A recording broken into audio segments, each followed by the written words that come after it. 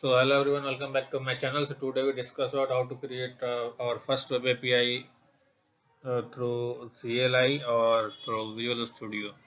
So let's start. So first we can create our web API through CLI command or through Visual Studio, right? So there are two options to create .NET Core application. So first one is CLI, means command line interface, and second one is using Visual Studio.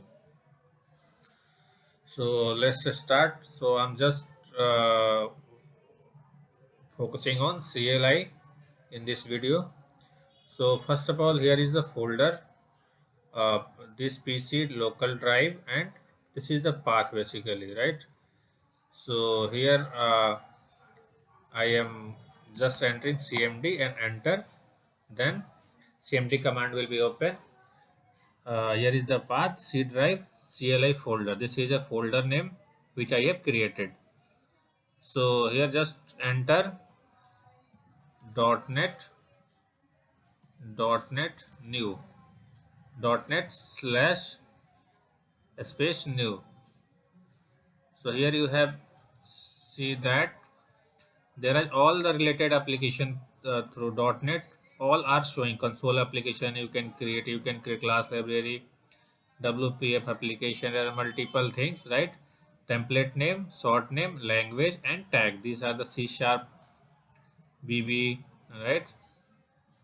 So we are creating a web API. So just finding the web API here. So ASP.NET Core Web API, right? Here is the ASP.NET Core Web API. The short name is Web API. So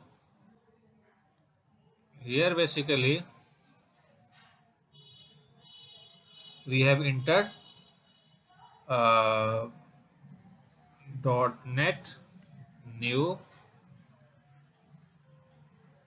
.NET new space web API.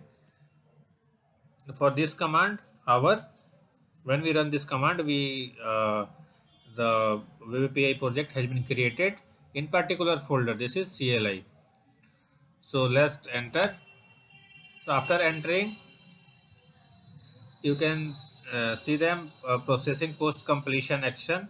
The template ASP.NET Core web API was created successfully.